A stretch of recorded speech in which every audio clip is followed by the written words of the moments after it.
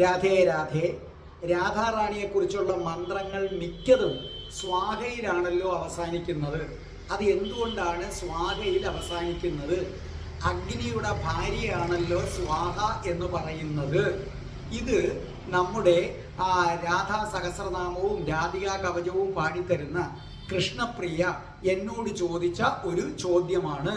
ശരിയാണ്, സാധാരണഗതിയിൽ യജ്ഞങ്ങളും ഹോമങ്ങളും ഒക്കെ നടത്തുമ്പോൾ അഗ്നിയിൽ വഴിപാടർപ്പിക്കാൻ വേണ്ടി ഉപയോഗിക്കുന്ന മന്ത്രമാണ് ആരെന്ന് പറയുന്നത് സ്വാഹ. അഗ്നിക്ക് സ്വാഹ ഇല്ലാതെ നിലനിൽപ്പുമില്ല. ഇവിടുത്തെ ചോദ്യത്തിലേക്ക് വരാം.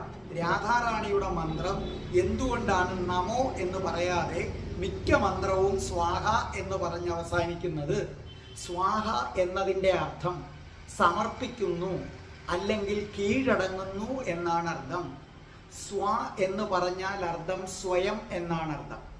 ഹ എന്ന് പറഞ്ഞാൽ കീഴടങ്ങുക അല്ലെങ്കിൽ നൽകുക എന്നാണ് അർത്ഥം.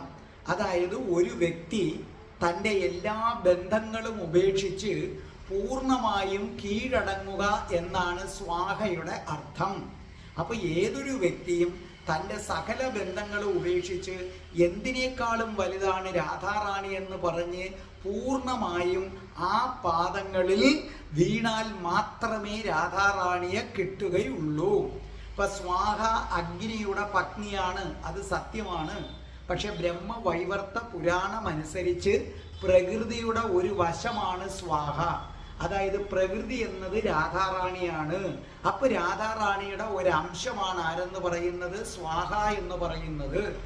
നമ എന്ന് പറഞ്ഞാൽ നമിക്കുക. ഓം നമഃശിവായ, ഓം ക്ലീം കൃഷ്ണായ നമ. കൃഷ്ണനെയും ശിവനെയും ഒക്കെ നമിച്ചാൽ തന്നെ നമുക്ക് കിട്ടും. പൂർണ്ണമായും കീഴടങ്ങണം എന്നില്ല. നമിച്ചാൽ തന്നെ നിങ്ങൾക്ക് ഒരുപാട് കാര്യങ്ങൾ കൃഷ്ണനും ശിവനും ചെയ്തു തരും. പക്ഷേ രാധാറാണിയെ സംബന്ധിച്ചിടത്തോളം നമിച്ചതുകൊണ്ട് മാത്രം രാധാറാണി പ്രസാദിക്കുകയില്ല. പൂർണ്ണമായും പ്രസാദിക്കണമെങ്കിൽ രാധാറാണിയുടെ മുന്നിൽ പൂർണ്ണമായും കീഴടങ്ങണം. സ്വയം കീഴടങ്ങുക.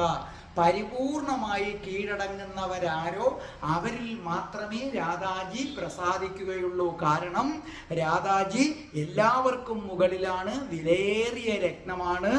അതുകൊണ്ടാണ് രാധാജിയുടെ മന്ത്രം സ്വാഹ എന്ന് അവസാനിക്കുന്നത്.